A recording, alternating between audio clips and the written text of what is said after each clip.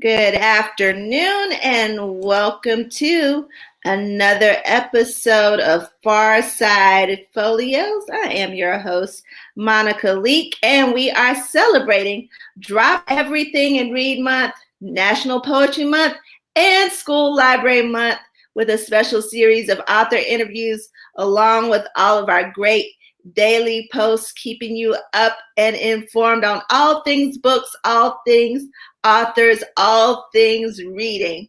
And today we have with us J.D. Ruffin. J.D. Ruffin is the author of multiple best-selling fantasy novels. Ironically, he never really enjoyed reading until a friend loaned him a dog-eared copy of J.R.R. Tolkien's Fellowship of the Rings. Yes, I'm sure you know that book. And from that day, he was hooked, discovering fantasy authors Robert Jordan, Brandon Sanderson, R.A. Salvatore, Terry Goodkind, and many, many others. Becoming an author was never part of the master plan, but as a 14-year-old bespectacled, befreckled boy, JD and his friends would gather around the D&D dice for hours on end, trading reality for fantasy, if only in their minds. In his quest to stump his friends with an impossible campaign, he dreamed up a storyline that captured his imagination. Then, well, nothing happened.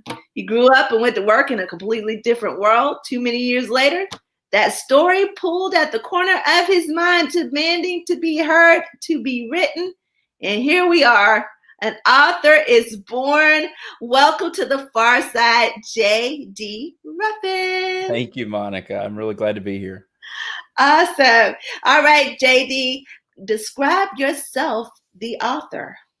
Ooh, as the author. So I think it's more about my writing than me as an author. I love authentic characters. When I read, I want to read characters that I want to get to know, that I want to believe are real. I might like them, I might not like them. But I want them to feel like it could be somebody I know, even if it's in a fantasy world that takes place on a planet somewhere else or whatever. I want it to feel like it could really, they're so layered that it could be real. If you've got a book where the main characters are all good or all bad, it's kind of boring. I really like that character that, they screw up, they make mistakes, they do crazy things, even though they may be the good guy or the good woman. They actually stray from their path because that's who we are. That's what people do. And so I think the biggest thing about me as an author is I want my writing to come across as genuine and authentic, even if it's fantasy. And I do a lot of crazy fantasy stuff. So I think that probably encapsulates who I am as an author more than anything. And in your bio, you talk about Tolkien and made a reference to Tolkien in your bio. So Who inspires that writing, the kind of writing that you do now? So Tolkien definitely does not inspire the way I write. Because let's be honest, I mean, I love the guy and I love the whole series. It got me into this crazy thing. It actually made me want to read, which I hated reading as a kid. But I think that the people that inspire me today, there are authors like Joe Abercrombie, who I guess the best example I can use, and I've heard him use this example on stage before. If I tell you a character walks into a tavern, what do you see? Like your mind immediately creates a picture. You see the tables, you see the chairs, you see the bar at the end. You probably see a fireplace. You might see somebody in crazy colored outfits singing in the corner. Something. I mean, you see tavern stuff. When I first started writing, I did the Tolkien thing. I described the wood grain of the tables, and Lord knows we don't care. Joe Abercrombie has a gift. You walk into his tavern and you hear the clank of the mug on the table, and there's a cat in the corner that yowls at something, and you hear water sloshing from the washerwoman's bucket. And that's all he tells you. And everything else, you as the reader get to fill in the gap. Your imagination gets to take over. And it's so much more powerful. And I wish somebody had taught me that when I started, because I didn't know that lesson. But people like Joe Abercrombie. Michael R. Miller is a really great independent author, rising star in the independent ranks. Michael Webb is another really good one. Glenn Dahlgren is another one. These are smaller authors that a lot of folks might not have heard of, but their style is to let your imagination, they guide you with their words and then let your imagination take the rest of the scene. And I think that's inspiring to me because I want the reader to be engaged and involved. I don't want them to be sitting back just watching my movie. You can do that with a movie. Reading should inspire you, not just me. So I think those would be the folks today. Certainly Tolkien got me into this thing. So, and I go back to his creativity, I think with his world building more than anything. I mean, Lord, he created a language, which is just nuts. But I think that's probably where his inspiration as a writer ends. And it really kind of begins with the creativity piece with him. And the others are more about the craft of writing. So even in your bio, you mentioned that, okay, you got into reading, with the dog-eared copy of the Tolkien book. But then, that was not, writing was not on your master plan agenda. You had a whole other career path that, took you away from this, fantasy world that you were a part of, as far as your reading, but then there was a story. Yeah. A story that wouldn't let go, or, right. So what was that, one book that said, you know what, or one moment that said, you know what, I can do this. I can write a novel. I can, do fantasy.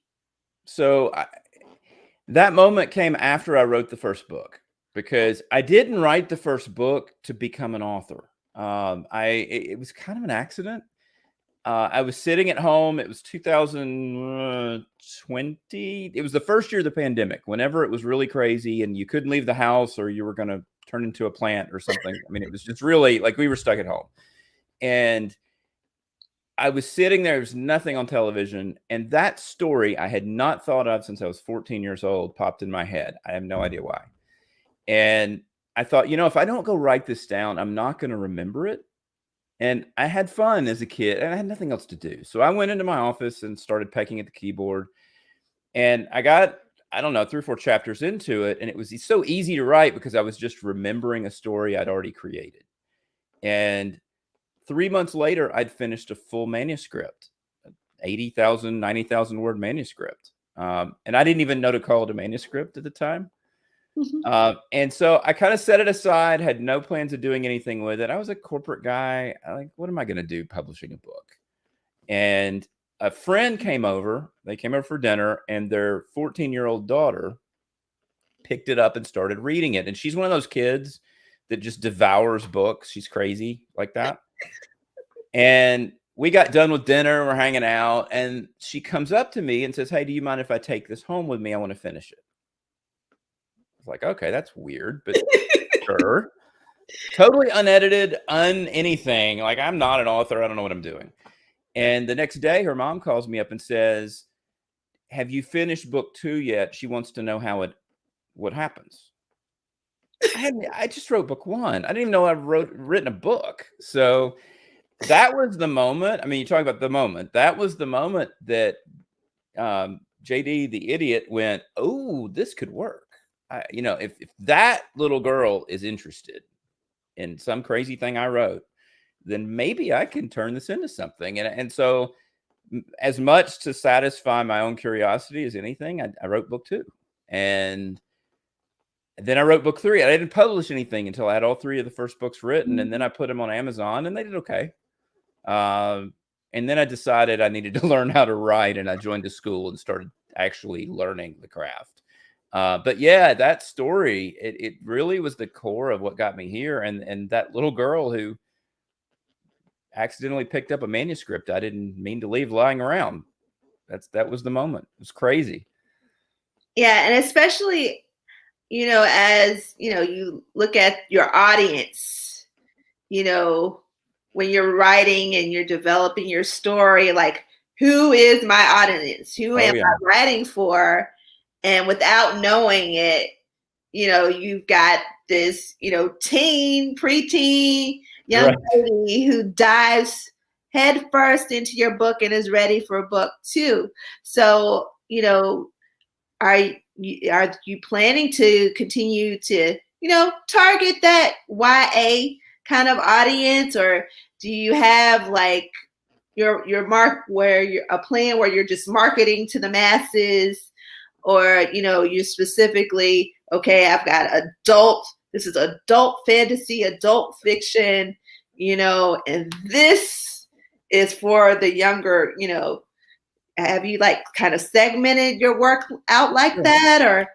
Yeah, and that's a hard one. That's a very clear line for marketing people to draw. It's a very hard line for authors to accept, because I don't know an author who doesn't say everybody should love my book. I mean, that's how we think. I mean, come on.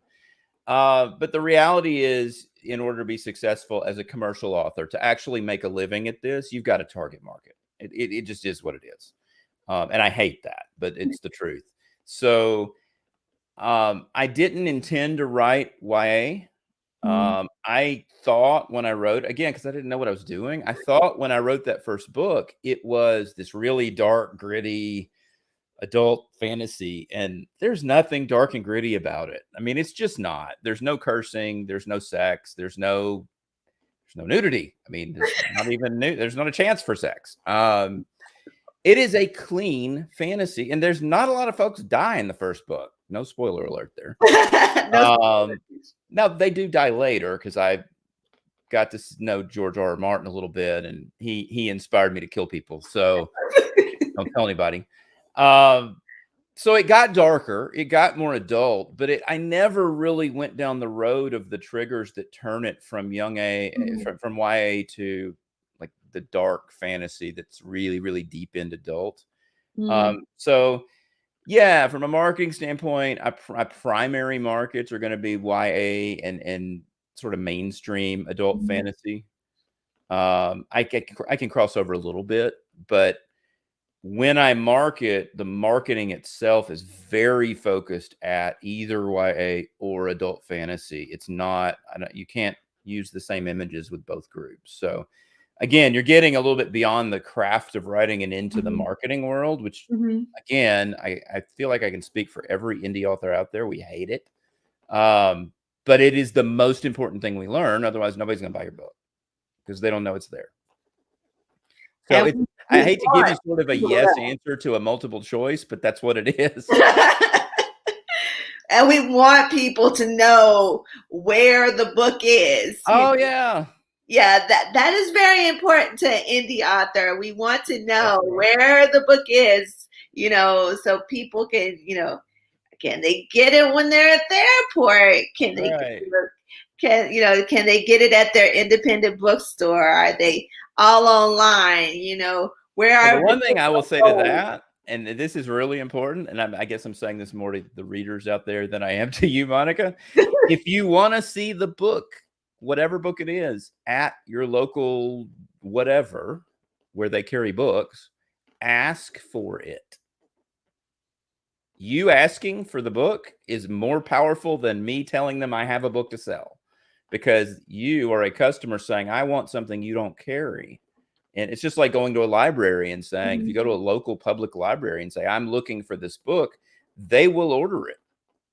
Assuming it's available at the right places that authors know they need to put it. But yeah, so, I mean, if you can help us as much as we help you with the writing piece, if you just ask for it wherever you like to buy your books.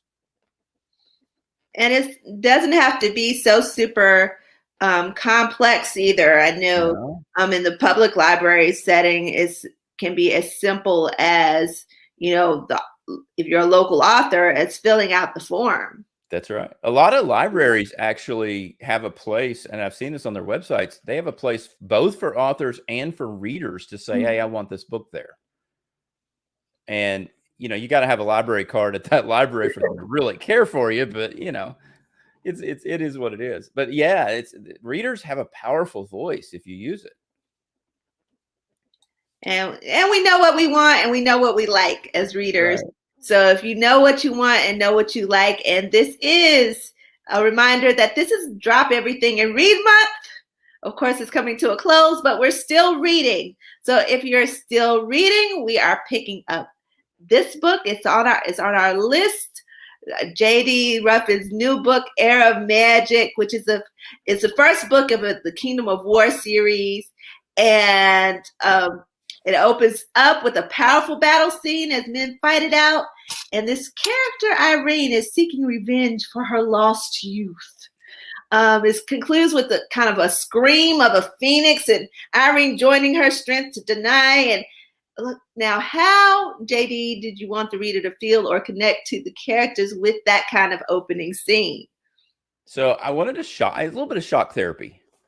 This is a scene that happened 1,000 years before the book, before the next chapter. So the whole rest of the book is 1,000 years later, and Irina's legend is the underpinning for everything that happens.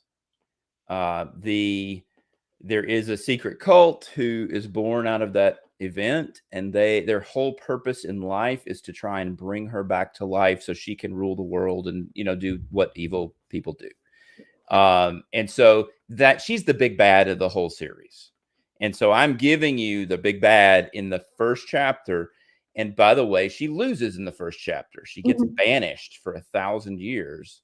So I wanted to have a dramatic entrance. I wanted readers to look at it and go, "Oh, wow, I didn't see that's chapter 1. What on earth are we doing next?"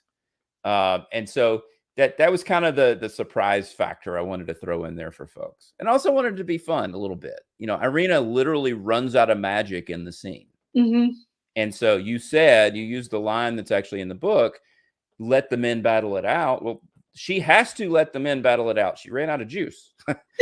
So that's I'm trying to humanize her, show her power, but also show her limits. And in the end, the phoenix that comes down that you see in the scene, the phoenix is kind of the godlike magic guardian creature thing, who sacrifices himself in that scene to save the world, in essence, because Irina is going to do a lot of bad stuff if she's not stopped. So if that is not a hint to what's coming, a little bit of foreshadowing to what Irina wants to bring to the world and how happy she's going to be when she returns, because she's not a happy person. She's bad. If they succeed in bringing her back, the world's going to have a real challenge on their hands because she's super powerful and really, really angry. And so those who are watching by replay or watching us live, we are here with J.D. Ruffin discussing book 1 of his Kingdom of War series, Era of Magic. Now, there appears to be kind of this sense of urgency at the beginning with that opening scene, and you hear the words that Irina is given to deny, giving him what seems to be like, okay, this is your assignment. You got to swear this to me, this kind of oath type thing. Does that sense of loyalty kind of move the story? And is that trait, that loyalty's trait maintained throughout the series, or will, deny and all of those who are part of this kind of cultic effort to bring her back? Will there be a kind of a loss of hope, faith in this queen's ever returning to complete what she started? Yeah, so that's an interesting question because Denai stays loyal to her. And he's kind of he's one of the ringleaders in trying to bring her back, even though he has a different role in the book than being part of the cult. So that's kind of a secret undertone there. But she absolutely commands loyalty. In fact, she becomes one of the primary religions. They worship the one, and people don't really realize they're worshiping her. but that's the one they're worshiping. So the main temple in the capital city is called the Temple of the One. Well, that's Irina. And all these really humble, like farmers and normal people go to this temple and pray to the one. They're praying to Irina, and she bad. She's gonna try and kill him. So there's a little bit of irony there, and you don't learn that right away. You learn that later in the books, later in the series. Sorry, spoiler. So, but yeah, the cult is just fanatically loyal to her, and there's a little magic involved in that. There's a little compulsion involved in that. You'll find out. But yeah, no, it stays true. Now, I will say, later in the books, in books 3 and 4, some people question some things, and I can't tell you more than that. I'm sorry. So the answer is yes to both of those, but you got to read further in to see it.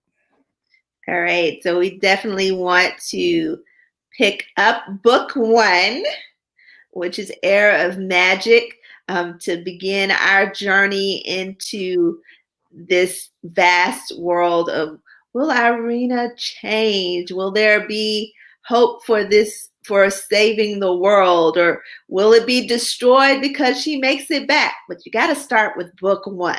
So we're going to start with book 1, Era of Magic, because we're dropping everything this month, and we're reading what? We're reading a great and amazing epic fantasy novel, and that is by our friend today, J.D. Ruffin. Now, a challenge of doing a series is you are connecting to characters who may suddenly just fade off, just as you've made a connection as reader. So as a writer, what have you done to kind of maintain that consistency with characters? For those who may appear, you may have characters that appear throughout the entire series, or those that kind of fade out between novels. So what have you done to maintain that consistency with your characters throughout the series, and even those who may have more supportive roles? Yeah, that's a good question. I think letting a character sort of fade to black is a mistake that a lot of new authors make. They don't tie off their storylines, and every character should have their own storyline. They have their own wants and desires and needs, and like, they're a person. They get their own. They should get their own space. And so I've tried very hard to only include characters I'm going to carry either through the story or until they get killed. Sorry. I do like to kill characters. You're going to just hate me. It's okay.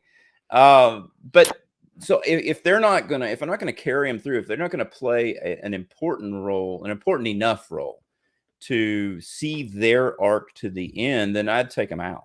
And that's one of the things that I work really hard with my editors on, is point out those holes I'm stepping in, where I give you a tease of a character, I get you to like them, and then I forget them. And we just yank the character out and rewrite the story. But I do think that that's a problem, particularly for younger authors who haven't realized readers don't like that. They don't like loose ends. They want things tied off. We like a good beginning. We got the beginning and a middle and an end. That's right. So by the way, Monica, I believe so much in your drop everything. I told you I dropped my tea before we started. So there you go. There we go. So, Irina's story kind of begins with that trauma. And as a result, she finds herself doing whatever is possible to get that revenge. Will she be able to kind of recover from the trauma, or will this just be something that's kind of an unrest in her character throughout the story? Yeah, so that's a hard question. It's not hard to answer. I can answer that. Part of it I shouldn't, because it will spoil some stuff. Answer the part you can't answer. Yeah, so there is a prequel. It's a novella called The Rise of Irina. It's that book over, right there. And I mean, it's just a short story. I wanted to tell Irina's story before she became the big bad that she was 1,000 years ago. she was actually a healer. She was very powerful magically, and she used her magic to heal people. And that was her. She was the best of the best in terms of good people. And some things happened. Some people did some things, and she turned bad. That's as non-spoilery as I can do it. So the road to recovery for Irina is tough because she got stepped on pretty hard, and she's mad about it. So I think if you are hoping to see a salvation story with Irina, you're going to be disappointed. So this is not the saving story. She ain't coming back happy. No, it's not going to happen. All right. So do you feel like you found, having now gone from Air of Magic and coming through with this whole series with the Kingdom of War, do you feel you found your niche in the realm of fantasy, or are there any other genres that you'd like to explore? So I love fantasy. I really do. It's what I like to read. I listen to a lot of audiobooks, which, by the way, I realize this is not what you asked, but I am so excited about my audiobooks. Peter Kinney, who is the voice actor, first of all, he is a world-class, like ridiculous Shakespearean trained voice actor. And he did the Witcher series audiobooks. And I happened to see a friend of mine, another author, had him record one of their books. And I was like, how in the world did you get Peter Kinney? That's nuts. Like, he's going to cost a gajillion dollars an hour, and it's impossible. And he was like, no, pick up the phone. Here you go. Here's his number. And next thing I know, he's recording my books. Like, holy cow. And it's just crazy. He gives voice to characters in a way I never could. He's just brilliant. Absolutely brilliant. So anyway, I love audiobooks, and I'm thrilled about having Peter. But no, I'm fantasy's my lane. I love it. Now, will I stretch the bounds of it a little bit? Sure. Like my next series after Kingdom War, the first book is out. It's actually sort of a Game of Thrones set in medieval Japan, or a medieval Japanese society fantasy world, put it that way, because I do steal from some other cultures. So in that sense, I'm stretching the bounds of the fantasy a little bit, but it's still fantasy. It still has magic. And I tend to do low magic. I'm more about the story than the crazy. But you can't have fantasy without magic. So in that sense, yes, I'm going to expand my lane, but I'm going to stay in it. Does that make sense? That absolutely makes sense. And thinking about, fantasy as a genre, with, having all these different, types of components where you may be developing the world, you may have a language, develop a language, you may not. No. Time I'm not writing languages. No. Do you find this to be, this writing, kind of invigorating, or is it just like, oh my gosh, I've got this next step to do, as far as making sure I have all the components of what makes fantasy in there? Yeah, so that is actually, for anybody interested in writing fantasy, that is a brilliant question, because writing books 2 and beyond in a series is so much easier than writing book 1. Book 1 is the holy hard one. I mean, it is just because nothing exists. You're literally creating the entire world.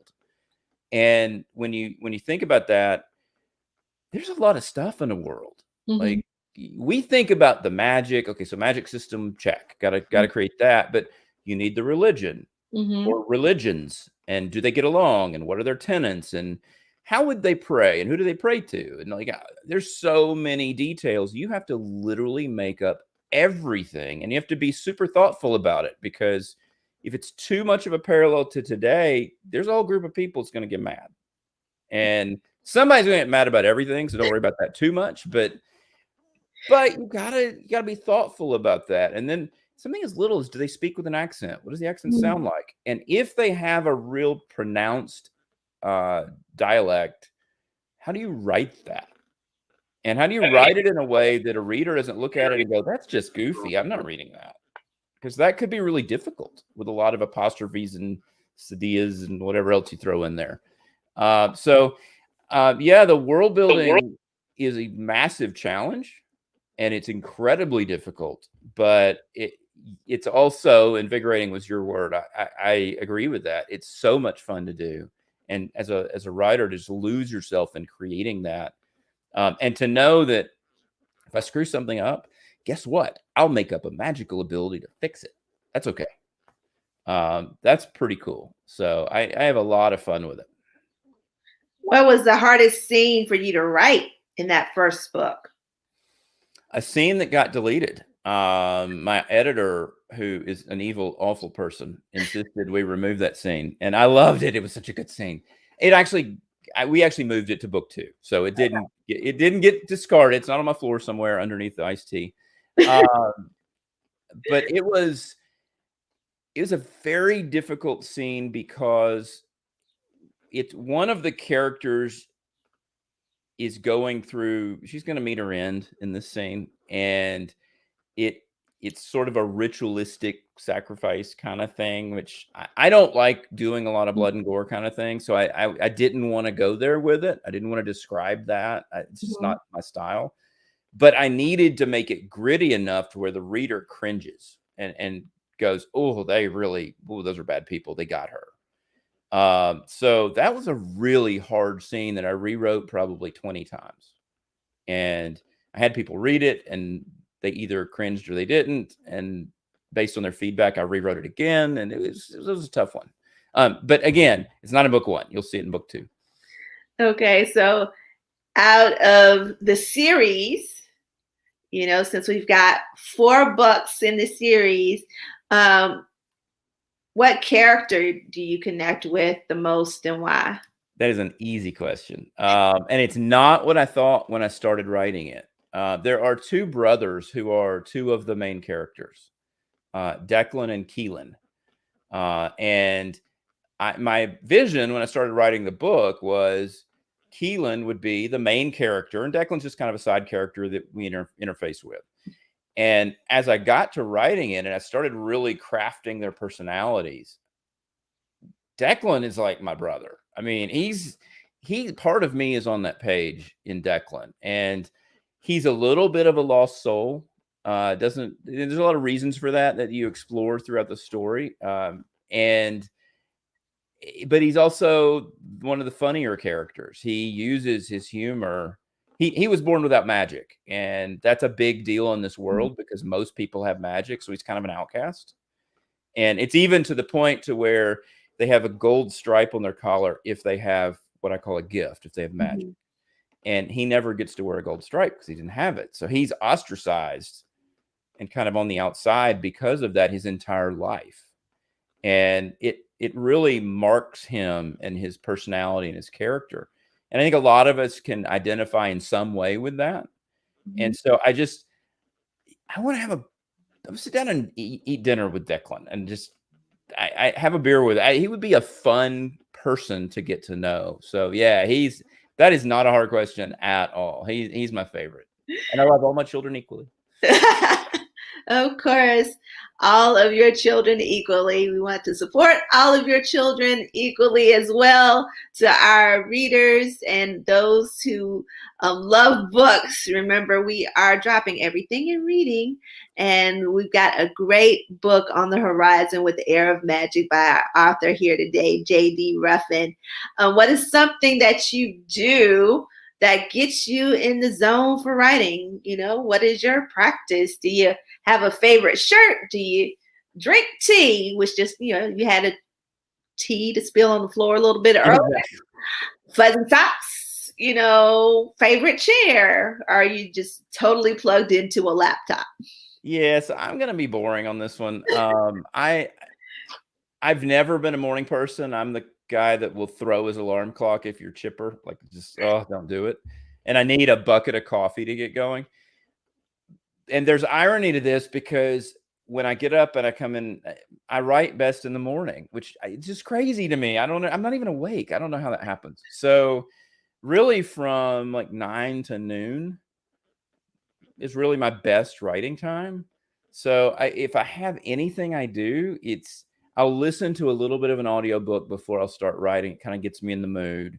And I will plug in the caffeine IV and just turn on the drip. And that's it. I mean, really, I wish I had lucky socks. That sounds fun.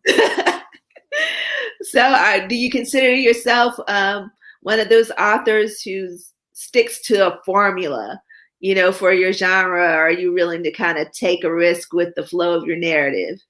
Yeah, so in the writing world, there's two different ways you could take that. In a writing world, we call it either a plotter or a pantser. In other words, you have to outline everything and have all of the guts of the chapter written before you write the chapter, or you just sit down and you write. And I am like, I'll have a point I want to happen in a chapter, sort of the overarching theme, but I don't outline it in detail, because my best writing happens when I kind of close my eyes and just watch the characters act out the scene in front of me. And then I take dictation. Like, they write the scene, I don't write it. And that's really where I get in the groove the most. So if I box myself in with an outline, I think I'd curl up and die. I couldn't do it, which is ironic because I spent 20 years in the finance world not knowing I had a creative side of my brain. And now that creative side has to take over for me to do any good. So it's really, I'm weird. I get it. But yeah, I would say that I need a target. I need an endpoint, but I don't plot it out. Does that make sense? Makes perfect sense. So, this particular book, Air of Magic, drops really soon. Yeah, May 18th. May 18th. So why should readers pick up this book and follow the series? Why should you? Why? Do you like to escape and have fun and live in a fantasy world? If the answer is yes, then this is a fun book. And I can tell you, it is. We're talking about young adult versus adult and sort of the lines there. I would draw the line around 14. I think 14 and up. And it's just a fun book. It's a fun story. And I believed in this story so much that when I originally published it several years ago, pandemic time, I didn't know what I was doing. And so the writing was okay. It wasn't great. I was a rookie. I didn't know what I was doing. So, but I believed in the story so much that I've gone back and completely restructured, rewritten, gone through multiple developmental edits, a gajillion copy edits. I'm so tired of copy editing. And we're republishing the series with whole new covers, fully illustrated covers. Everything about it is just beautiful and different. And it's raising the bar up to the level of my peer authors in the fantasy genre, because it wasn't there. And I, not just for Joe or JD making a living, but to actually have my books stand beside my peers and be proud of that. I needed to go through all of that. So I think if you like, clean quality fantasy books that transport you to another realm and characters that will feel real, that you feel like you know them by the time you're done, and you're kind of mad at me because you don't get any more, then you'll enjoy it. That's why you should pick it up. So with that upcoming release date, what would literary success look like for you in this particular book? I'm not so unrealistic to say I'm going to, leapfrog George Martin with Game of Thrones. I mean, let's face it, there's only a few of those folks who do that. But I did leave a good career in finance that I did for 20 years to become an author full time. And I'm so happy about it. I love being a full-time author. But I got dogs to feed, and, success to me is replacing the income I had before, which I haven't done yet. And getting to that level where I can live this life and be comfortable is the bad word, but be a really solid, stable author. I think that's my short-term goal. I mean, long-term goal, of course, I would like to grow this and touch as many people as possible, because I think, kind of like that conversation with Declan, I know this is going to sound crazy in a fantasy. I really feel like that character, and I've heard it from readers, that character touches people. People identify with him. They feel for him and they pull for him. And that to me is a good character. And if I can touch more people like that and help more people feel seen through my writing, then that's success too. It has nothing to do with money. So, what is one thing that you hope that readers will take away from reading book one, Air of Magic? And of course, we're going to follow the series. So, what's one thing I want them to take away from it? I